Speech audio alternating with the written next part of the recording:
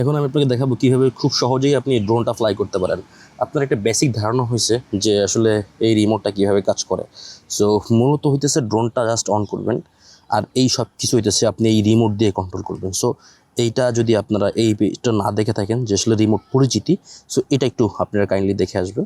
So then আপনার কী করতে হবে, আপনি আপনার এই রিমোটে একটা প্রেস করবেন, তারপর একটা প্রেস করে ধরে রাখবেন, সাউন্ড দেখবেন সাউন্ড হবে। দেন আপনি আপনার যে ড্রোনটা আছে গিম্বলটা কাভার, মানে ভিন্ন ভিন্ন ড্রোনের কাভারটা খুলতে হয় ভিন্ন ভিন্ন, তবে অলমোস্ট সেম। জাস্ট ধরে হালকা একটু প্রেশার দিলে প্রেস করলে এটা অটোমেটিক্যালি আপনার গিম্বল ক্যাপটা রিমুভ হয়ে যাবে। সো তারপরে সবসময় ম্যাক্সিমাম ডিজাই ড্রোনের প্যাটার্নটা অলমোস্ট সেম। নিচের যে আর্ম দুইটা আছে বা যাই হোক, কিছু কিছু সহজ ভাষা ব্যবহার করলে আবার সমস্যা আছে। এটা জাস্ট নিচের দিকে দিবেন, ওকে। তারপরে এটা জাস্ট এইভাবে আসলে এটা আপনি আনফোল্ড করলেন, ওকে। তারপরে জাস্ট আপনি এখানে এক প্রেস করবেন, তারপর প্রেস করে ধরে রাখবেন। সো এইটাই হইতেছে সেম, এই পাওয়ার বাটন অন করতে হয় একদম সেম স্টাইলে দুইটাই। জাস্ট তারপরে যদি আপনি রেখে দেন তাহলে অটোমেটিক্যালি এই দুইটার ভিতরে সিঙ্ক হয়ে যাবে। সিঙ্ক হয়ে এইখান থেকে দেখবেন যে এই যে আপনার স্ক্রিনটা চলে আসবে অটোমেটিক্যালি। এই যে স্ক্রিন চলে আসছে, কিন্তু ক্যামেরা ভিউ আপনি দেখতে পেতেছেন। তারপরে আপনি আপনার এন্টিনাকে আসলে অ্যাডজাস্ট করে নেবেন, যেহেতু বিজ্ঞানার আগে থেকেই সব আস্তে আস্তে করে সেট করে নেবেন। তারপরে এই যে সিনেমেটিক সি লেখা আছে যেখানে, এইটা জাস্ট সিতে নিয়ে আসবেন যাতে স্পিডটা আসে। যেহেতু আপনি আমি ধরে নিচ্ছি যে আপনি বিগিনার, সো সেক্ষেত্রে স্পিডটা আসলে এখানে কম থাকবে, সো অ্যাক্সিডেন্ট হওয়ার সম্ভাবনা কম। সো তারপর আপনাকে খেয়াল করতে হবে যে এইখানে আসলে এই সেন্সর দেখেন অফ আছে, কিন্তু সেন্সর কী লেখা আছে দেখেন, এখানে কিছু ইনস্ট্রাকশন থাকবে, টেক অফ উইথ কশন। আপনার ড্রোনটা আপনি সবসময় যদি বিগিনার হয়ে থাকেন আউটডোরে ড্রোন ফ্লাই করবেন। আউটডোরে দেখেন স্যাটেলাইট কিন্তু আস্তে আস্তে কানেক্ট হইতেছে, দেখেন 15 আসছে, 15, 16, 17 স্যাটেলাইট কানেক্ট হয়ে যখন এটাকে সাদা হয়ে যাবে তখন মূলত আপনি এটা ফ্লাই করবেন। আর আউটডোরে ফ্লাই করলে তেমন কোনো ঝামেলা হয় না প্রথম, বাট ইনডোরে ফ্লাই করলে কিন্তু আপনি প্যারা খেয়ে যাবেন। ইনডোরে ফ্লাই করলে আপনার যদি স্যাটেলাইট কারেন্ট না পায় তাহলে কিন্তু এটা পাগলা করা হয়ে যাবে। যে 20 দেখেন 20, 21 পাইছে কিন্তু। সো এখন আপনি ফ্লাই করতে পারেন।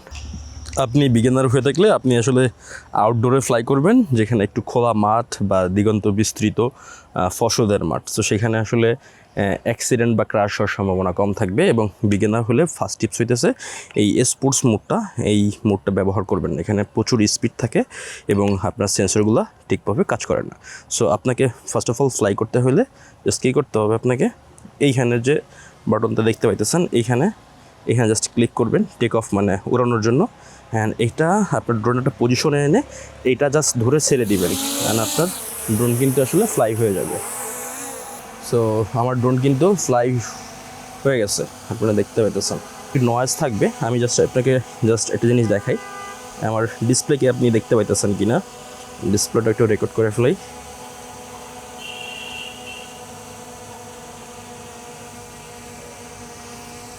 দেখেন প্রো ড্রোনগুলোর সুবিধা কি, আপনাকে দেখাবে যে এইখানে এই 1-1.5 মিটারের ভিতরে এই অবস্ট্রাকলগুলো আছে, এখানে খুব স্ট্রং, মানে হইতেছে সামনে খুব স্ট্রংলি, মানে খুব কাছে আছে এই ওয়ালটা, এবং পিছনে কিন্তু দেখেন এই যে কিছু জায়গায় কম আছে, কিছু জায়গায় কম আছে। হ্যাঁ, সো এটা আপনি জাস্ট ফার্স্ট অফ অল দেখে কীভাবে আসলে ফ্লাই করতে হয়। আপনাদের কন্ট্রোলার যদি পরিচিতি দেখে থাকেন তাহলে আসলে বুঝতে পারবেন এইটার কাজ কি। এটা রইতেছে উপরে এবং নিচে। এটা যখন আপনি উপরে নেবেন এটা উপরে যাবে, এটা নিচে দিলে নিচে যাবে। আর ধরতে হয় কীভাবে, জাস্ট লাইক এইভাবে ধরতে পারেন, চাইলে আপনি প্র্যাকটিসের উপরে ডিপেন্ড করবে, আর চাইলে আপনি এইভাবেও ধরতে পারেন, এইভাবে। হ্যাঁ, সো আমি কি করি, এই যে উপরে, এই যে নিচে, আর এটা দিয়ে কী হবে, ওই ড্রোনটা জায়গায় থাকবে, জাস্ট হইতেছে রোটেশনভাবে ঘুরবে। আপনি যদি একবার এই দিকেই ঘুরবে, একবার অন্য দিকেই ঘুরবে। সো এই দিকে ঘুরবে কোনভাবে, এই যে এইটা আপনি যদি এই জয়স্টিকটা এইদিকে চাপ দেন, এইদিকে দেখেন, ডাউন করি, এই দেখেন জাস্ট স্ট্রেইট, এই দেখেন ঘুরতেছে, আপনার বাম দিকে ঘুরতেছে। এবার আপনি যদি সেম জয়স্টিকটা ডান দিকে নিয়ে আসেন তাহলে ও উল্টা দিকে ঘুরবে। ওকে, আমি আপনাদেরকে দেখাই, আবার দেখাই। এবার মনে করেন যে এই জয়স্টিকের কাজটা আপনি মোটামুটি শিখলেন যে এটার কাজ।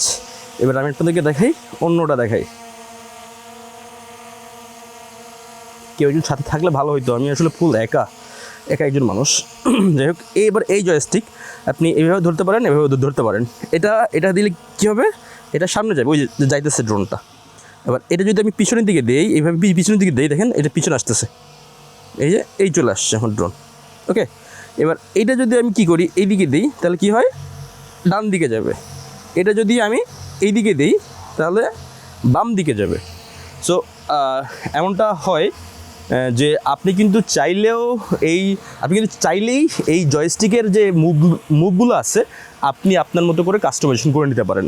আপনি যদি এই থ্রেড আউটের ভিতরে যান, এইখানে যান, হ্যাঁ, সো এইখানে জয়স্টিকের অপশন আছে, সো জয়স্টিক থেকে চেঞ্জ করে নেবেন। এটা আমি সামনে আর কি আপনাদেরকে দেখাই দিব। জাস্ট আজকে বেসিক দেখাইতেছি যে কীভাবে আসলে আপনার ড্রোনটা আসলে ফ্লাই করতে হয়। ওকে, এমনি আপনি খোলা জায়গায় নিয়ে এটা উড়াবেন। এবার আপনি তো মনে করেন যে মোটামুটি উড়ানো শিখে গেলেন, তো সো যদি যেহেতু আপনি শিখে গেছেন, এটা কিন্তু আপনি মেলা উপরে এবং নিচে নিতে পারবেন। মনে করেন যে আমি এই যে উপরে নিতেছি, ওকে, এই যে এই জয়স্টিক চাপ দিয়ে আমি উপরে নিতেছি, যে অসাধারণ ভিউ, মাশাআল্লাহ। আমি আছি বনের জঙ্গলের ভিতরে। ওকে, এই যে এটা দিয়ে আপনি ক্যামেরা জায়গায় রেখে জাস্ট চারিদিকে ঘুরতে পারবেন। এটা হইতেছে এই সুবিধা। সেমভাবে এটা এই দিকে, এবং আর এটার কাজ কি, সামনে যাবে, পিছনে যাবে, তারপরে ডাইনে যাবে, বামে যাবে। এটা আপনার এইভাবে প্র্যাকটিস করবেন, ঠিক আছে? এবার আমার ড্রোনটা অনেক দূরে চলে গেছে, আমি কি করে আনবো, আমি জাস্ট যদি এইখানে প্রেস করে ধরে রাখি, ফার্স্ট প্রেস করি, তারপর প্রেস করে ধরে রাখি, তাহলে আমার ড্রোনটা জায়গায় চলে আসবে। যদি আপনি বিগিনার হয়ে থাকেন, তবে আপনি যদি দেখেন যে ক্র্যাশ হইতেছে আপনি সাথে সাথেই এটাকে আপনি করে দিবেন, মানে এই যে ক্রস করে দিবেন, সাথে সাথেই ক্রস করে দিবেন যদি দেখেন যে ক্র্যাশ হইতেছে। এবার যেহেতু আপনি মানে উপরে আপনার ড্রোনটা কাছে চলে আসছে, আপনার মাথার উপরে আসছে, হ্যাঁ, তখন আপনার কী করতে হবে, আপনি যেহেতু এইগুলো পারেন মোটামুটি, এই যে কীভাবে নিচে নামতে হয়, কীভাবে উপরে উঠতে হয়, তাহলে আপনি আপনার ড্রোনটা নিচে নামাইতে পারবেন আর কি, সমস্যা নাই। আর এখন দেখাই আপনি কীভাবে আসলে রেকর্ড করবেন। আমি মনে করেন যে এই যে ড্রোনটা উপরে আছে, উপরে নিলাম একটু, ক্যামেরার ভিউটা দেখাই। আচ্ছা, ক্যামেরার যে গিম্বলটা আছে, সো দেখাইছিলাম মনে হয় আপনাদের এই দুটার কাজ। আমি যদি এই C1টা প্রেস করি, তাহলে ক্যামেরাটা গিম্বলটা সম্পূর্ণ উপরে চলে যাবে, আর প্রেস করলে সম্পূর্ণ নিচে চলে আসবে।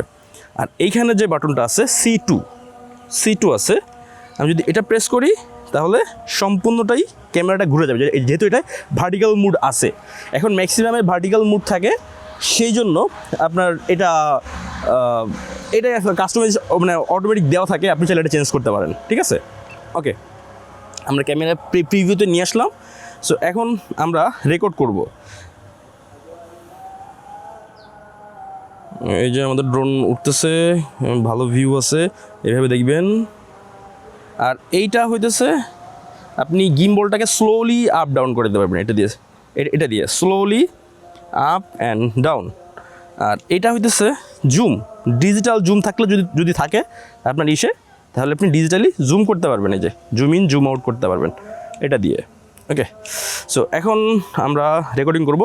জাস্ট রেকর্ডিং করতে হলে কী করতে হবে, আপনাকে এই বাটনটা প্রেস করলেই দেখেন রেকর্ডিং শুরু হয়ে গেছে। আমি এখান থেকে সাউন্ড কমাই দিচ্ছি যাতে সাউন্ডটা বেশি না হয়। ওকে, সো তারপর আরেকটা প্রেস করলে এটা অফ হয়ে যাবে।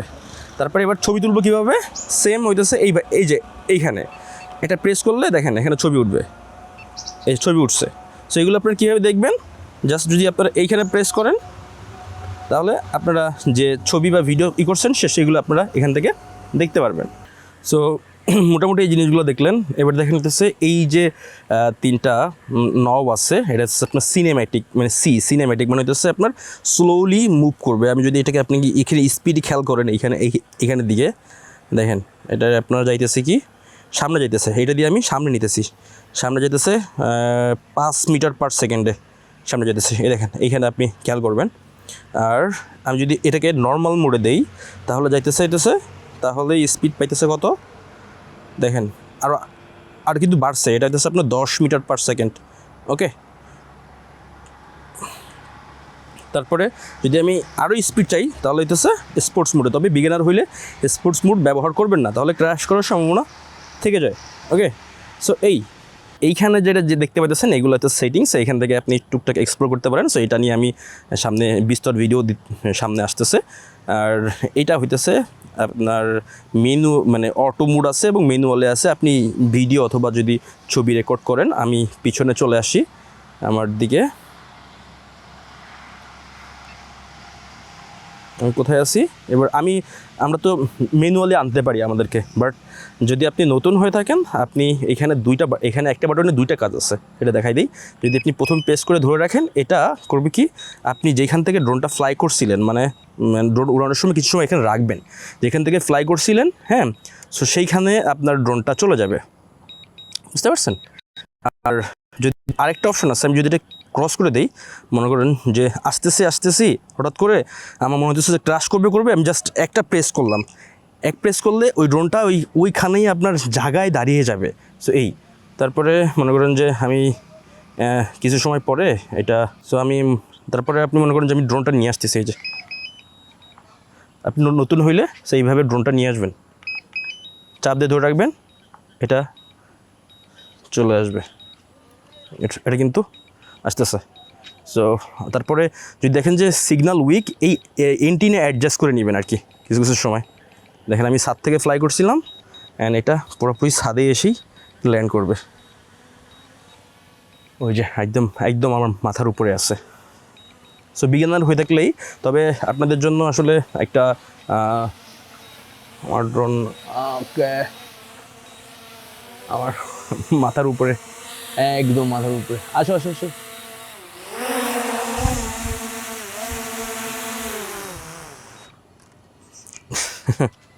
সো ড্রোন উড়ানোর সময় খেয়াল করবেন যে আপনার রিমোট এবং ড্রোনে প্রপার চার্জ আছে কিনা। আমি কিন্তু আমার ড্রোনের চার্জ নেই, সো এই জন্য আমি খুব বেশি সময় আকাশে রাখলাম না।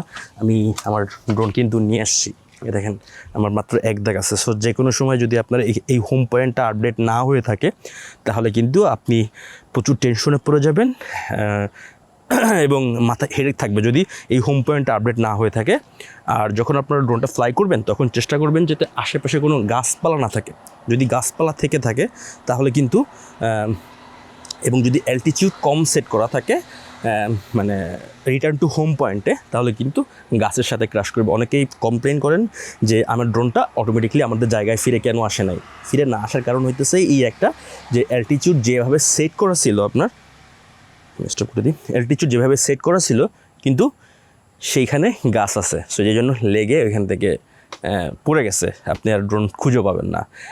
তবে আবার যদি ব্যাটারিতে ড্রোনে চার্জ থাকে, সো সেক্ষেত্রে আপনি দেখতে পারবেন যে লাস্ট লোকেশন কোন জায়গায় পড়ছে। সো এটা আপনি জিপিএসের মাধ্যমে, যদি ফোনে আপনার নেট থাকে, এটা ওয়াইফাই কানেক্ট করে সরাসরি আপনি সেই লোকেশনে যেতে পারবেন এবং খুঁজতে পারবেন।